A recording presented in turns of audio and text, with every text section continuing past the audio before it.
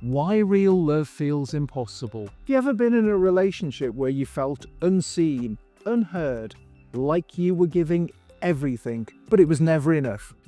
Maybe you've been with someone who seemed charming at first, but then became distant, critical, or even cruel. Why does this happen? Why do narcissists struggle so much with love, and can they ever change?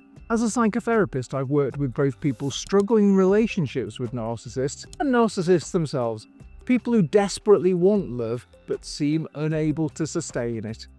By the end of this video, you'll understand why narcissists struggle with love, the childhood wounds that shape them, and most importantly, whether they can ever change. Stay until the end where I'll share how narcissists can learn to love, including real techniques from therapy. Can narcissists really love? Many people assume narcissists are just selfish or cruel, but the reality is way more complex. They actually crave love and fear it at the same time. Why? Because love requires vulnerability, and for narcissists, vulnerability feels like a threat. A paradox of narcissism. They deeply want admiration, attention, and connection. They push people away when real intimacy forms. Love, to them, often feels transactional. If I give you attention, what do I get in return? What's going on psychologically? Emotional dysregulation. Narcissists react intensely to rejection or criticism. Cognitive distortions. All or nothing thinking. If I'm not adored, I'm worthless. Blame shifting. It's not my fault, it's you who has the problem. Defense mechanisms. Denial and projection. They project their flaws onto others. Splitting. Seeing people as either all good or all bad. Fantasy versus reality. Creating an idealized self-image to escape deep shame. For example, imagine dating someone who showers you with affection at first, but later seems distant or critical. That shift happens because real intimacy threatens their fragile self-image. The childhood wounds that create narcissism. Narcissism doesn't just appear out of nowhere.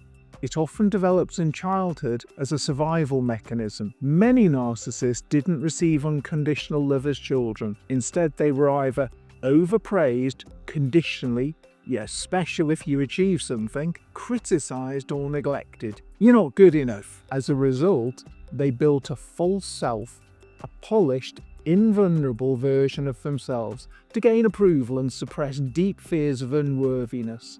For example, take Omar. His father only praised him for achievements, but dismissed him when he showed vulnerability.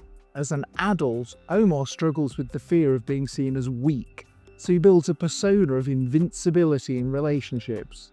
Why narcissists struggle in relationships? There are three main reasons narcissists struggle with love. 1. Fear of vulnerability. Love requires emotional openness, but narcissists see vulnerability as weakness. Instead of connection, they seek control and admiration. For example, Sophia's partner was affectionate at first, but when she shared her struggles, he became dismissive. Her vulnerability triggered his own suppressed pain, making him withdraw. The narcissistic cycle of idealization and devaluation. At first, narcissists idealize their partner, putting them on a pedestal. But when reality sets in, they start noticing flaws and begin devaluing them. This cycle repeats, leaving their partner confused, emotionally drained, and questioning their worth. For example, Diego was in a relationship where his partner adored him one moment and criticized him the next. When he disagreed with her, she accused him of being the problem. This is the classic narcissistic cycle. Lack of true empathy. Narcissists can simulate empathy, but struggle with genuine emotional attunement. They often see relationships as transactions rather than mutual connections. For example, Aisha noticed that whenever she expressed sadness, her narcissistic partner either ignored her or made it about himself. He wasn't capable of truly holding space for her emotions. Can narcissists ever change? Here's the big question. Can narcissists ever learn to love in a healthy way? The answer is difficult, but possible. Most narcissists don't seek therapy because they don't believe they're the problem. I usually see narcissists in therapy when an event like a death or a job loss or some huge event has made them feel very, very emotionally weak and vulnerable. That's when they show up in therapy, and that's when we discover that they have narcissistic tendencies. If they become self-aware, therapy can help them. It can help them to address their underlying shame and emotional wounds, learn healthy emotional regulation, develop real empathy and accountability. For example, Leo, a narcissist in therapy, realized that his fear of failure made him sabotage relationships. By working through childhood wounds, he learned to accept criticism without reacting defensively. How narcissists can learn to love. For narcissists willing to change, here's how we can help them shift from transactional relationships to real love. 1. Reframe love as emotional investment, not transaction. Ask, what do you truly get out of love? Explore, can love exist without expecting something in return? 2. Help them recognize emotional needs in others. Ask, what does your partner, child, need emotionally, beyond material things? Guide, what would happen if love weren't conditional on what you receive? 3. Use analogies that make sense to them. The investment analogy. Love is like a long-term investment. The best returns come when you invest without constantly checking the balance. A leadership analogy. A great leader inspires loyalty, not through transactions, but by making people feel valued. 4. Small, safe experiments. Try giving affection without expecting a response. Just observe. Ask a partner how they're feeling and listen without offering a solution. 5. Address underlying fears and defenses.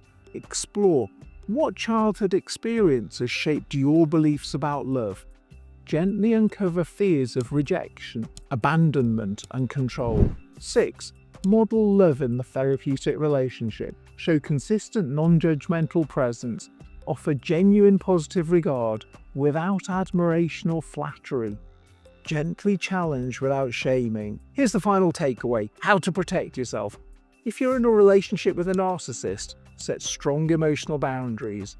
Don't expect deep emotional reciprocity. Recognize the idealization, devaluation cycle. If they won't seek help, prioritize your own well-being. You deserve a relationship built on mutual love, respect, and emotional safety. Have you ever been in a relationship where you felt unseen? Drop a comment. I'd love to hear your thoughts. If this was helpful, hit subscribe. I create content to help you navigate complex emotions in relationships. For a deeper dive, check out my book, I've Been Triggered. There's a link in the description. If you need support in issues around narcissism, you'll find my details on the website. You're not responsible for fixing a narcissist, but you are responsible for protecting your own peace. Take care, and I'll see you in the next video.